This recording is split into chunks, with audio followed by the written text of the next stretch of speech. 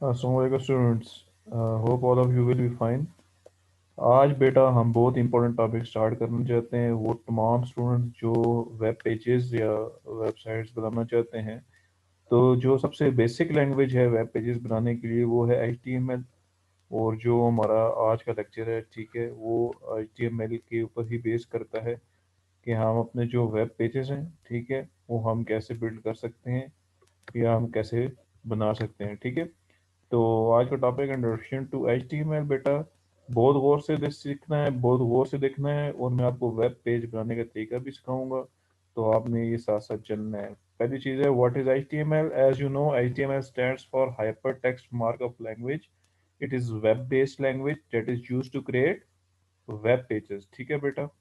अच्छा, अब बेटा वेब पेजेस बनाना सीखेंगे तो उसके लिए आपको ये पता होना चाहिए कि हम इसमें जो एडिटर यूज़ कर रहे हैं वो हमारे पास होगा बेटा नोट पैड। क्या होगा जी बेटा? वो होगा जी हमारे पास नोट पैड। ऐसा करता हूँ, यहाँ पे मैं अपना एक नोट पैड ओपन करूंगा। अभी देखो जिस तरह मैं कर रहा हूँ बेटा, इसी तरह आपने करना है। अभी मैं सबसे पहले जी यहाँ पे ये टेक्स्ट डॉक्यूमेंट मेरे पास लिखा हुआ, मैंने इस पे क्लिक किया, तो यहाँ पे अभी डेस्कटॉप के ऊपर मेरा ये टेक्स्ट डॉक्यूमेंट क्रिएट हो जाएगा। अच्छा, ये क्रिएट हो गया, इसको मैं कोई भी नाम दे देता हूँ और सेव कर देता हूँ। बेटा ये जो नोट पैड है, ये मेरे पास एज ए क्या वर्क करेगा? HTML editor. इसको यूज़ करते हुए मैं HTML का एक कोड लिखूंगा। आपने उसको गौर से देखना है बेटा। देखो बेटा, पहली चीज़ ये आपको बता दूं कि HTML की जो लैंग्वेज है ये टोटली बेस करती है बेटा आपके टैग्स के ऊपर। किसके ऊपर बेस करती है? टैग्स के ऊपर। ये देखो, ये मैं लिख रहा हूँ टैग्स।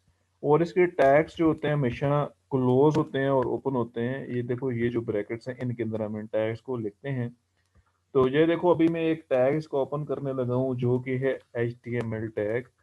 क्या? क्योंकि हमने HTML के अंदर कोडिंग करनी है, तो मैंने इसको टैग को नेम दे दिया HTML। एक बात बेटा याद रखनी है कि ये मैंने HTML का जो टैग अभी ओपन किया है, इस HTML टैग को मैं क्लोज भी करूंगा। ठीक है, तो जो वो तमाम टैग्स जिनको हम ओपन करें और उन्हें क्लोज भी फिर करें, उन्हें हम कंटेनर्स टैग कहते हैं।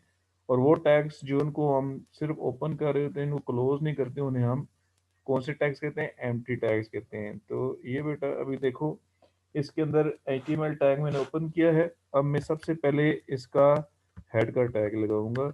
आपकी बुक के पेज नंबर 198 के ऊपर ये प्रोग्राम लिखा हुआ है। ये देखो, हेड। हेड टैग मैंने लगाया।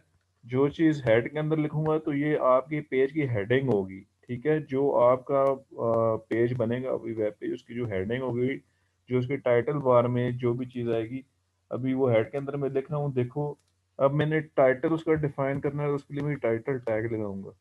याद रखना, मैं जिस जिस टैग को ओपन कर रहा हूँ मैं उस टैग को क्लोज भी करूंगा। अगर मैं लिखता हूँ this is my first HTML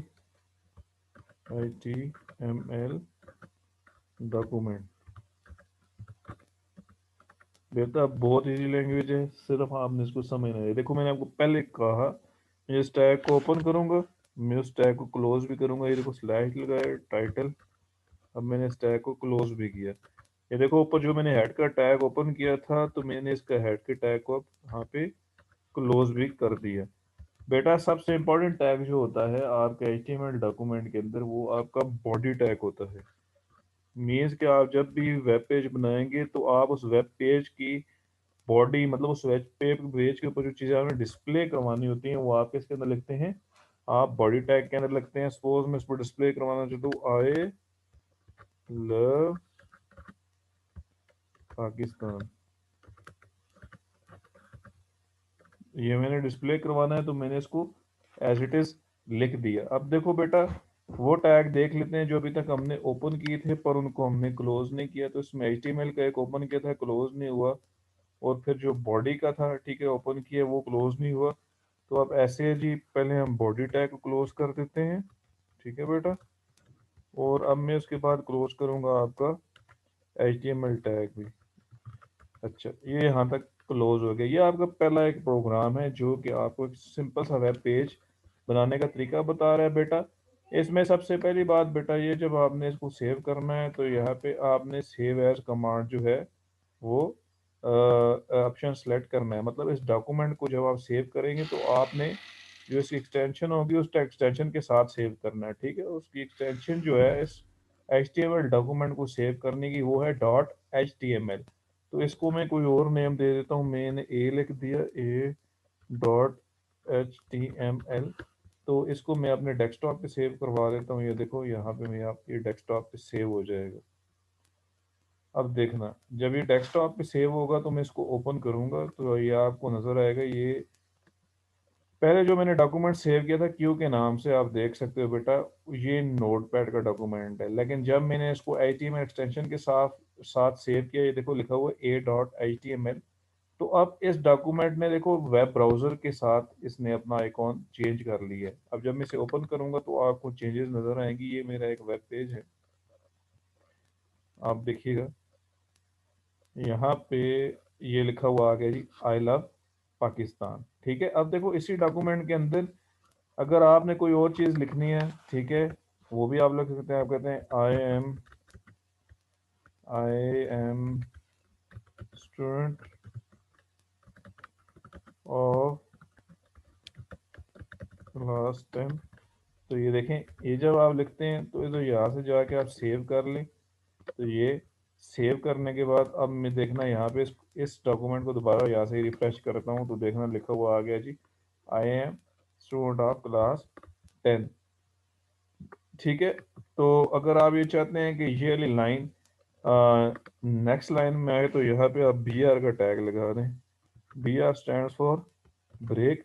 तो यहाँ से मैं इसको सेव करके, तो अब देखिएगा आप, मैं इसको फिर रिफ्रेश करता हूँ तो ये देखो BR टैग की वजह से ये नेक्स्ट लाइन में आ गया। तो बेटा इसमें हमारे पास कोई हेडिंग्स भी होती हैं, पैराग्राफ्स भी होते हैं। अगर सपोज आई लव पाकिस्तान को आप हेडिंग रखना चाहते हैं तो यहाँ पे H1 का टैग लगा दें, हेडिंग 1। और आपने इसको अगर क्लोज करना है तो यहाँ पे इसको आप स्लैश लगा के H1 को आपने क्लोज भी कर दिया। तो जो हेडिंग होती है अक्सर बोल्ड में आती है। तो ये देखो, इसको मैं सेव करके दोबारा इसको मैं रिफ्रेश करता हूँ तो ये देखना, ये अब हेडिंग बन गई, ये मेरी फर्स्ट हेडिंग है। ठीक है, अब देखो बोल्ड हो गया वो। अब बेटा अगर मैं ये चाहता हूँ ये जो मेरा नीचे जो है ये पैराग्राफ बन जाए तो इसको मैं P लगा दूंगा तो ये मेरा पैराग्राफ बन जाएगा बेटा। अब देखिएगा आप यहाँ पे जो टैग हम ओपन करते हैं उसको हम क्लोज भी करते हैं। तो बेटा इसको मैं फाइल सेव कर देता हूँ। ठीक है, अब आप देखना इसको मैं रिफ्रेश करूंगा तो ये एक पैराग्राफ की फॉर्म में इसने अपनी जगह ले ली। अब आपको एक में अब एट द एंड में आपको एक मज़े का टैग बताता हूँ ताकि जब आप इसको खुद प्रैक्टिस करो तो आप इंजॉय करो। नेक्स्ट लेक्चर्स के अंदर मैं आपको इसके पीछे बैकग्राउंड इमेज कलर्स वगैरह ये सब चीज़ें लगानी सिखाऊंगा, अगर आपके जो स्मार्ट सिलेबस है उसके अंदर ये चीज़ें हुई तो। अब देखो बेटा, अगर इधर एक मैं टैग लगाता हूँ, सपोज ये हेडिंग है, इसके साथ मैं कहता हूँ ये मेरी हेडिंग मूव करे, मैं इधर एक टैग लगाता हूँ मार्की, RQUE, ये मार्की टैग है। ठीक है, और इस मार्की टैग को मैं यहाँ पे ओपन किया, याद रखना जिस टैग को ओपन करते हैं उसको हम क्लोज भी करते हैं। तो मैं कहता हूँ मार्की, तो ये क्लोज भी किया है। इसको मैं पहले यहाँ से सेव कर लेता हूँ। सेव करने के बाद बेटा मैं इसको यहाँ से रिफ्रेश करता हूँ, देखते हैं जी क्या कुछ फ़र्क पड़ा है जी। अच्छा जी, इसके अंदर अभी फ़र्क नहीं पड़ा, इसको दोबारा चेक करते हैं जी। मार्की MARQU डबल ई करके देख लेते हैं। MER होता है कि MAR होता है, कुछ ना कुछ बेटा होता है। मार्की टैग, ये देखो बेटा, MARQU डबल ई लगाओगे तो उसके साथ क्या होगा जी, देखो अब आपका टेक्स्ट क्या हो रहा है, मूव हो रहा है। इंशाल्लाह टेक्स्ट को कलर लेना, इमेज इंसर्ट करना, हर एक चीज़ प्रॉपरली हम सीखेंगे नेक्स्ट लेक्चर्स के अंदर। तो बेटा आप इसको, आपका होमवर्क टास्क है कि आपने जो कुछ मैंने भी आपको बताया है आपने इसको क्या करना है बेटा, क्या करना है, प्रैक्टिस करनी है। ठीक है बेटा, तो शाबाश, वेरी गुड, एक्सीलेंट। एंड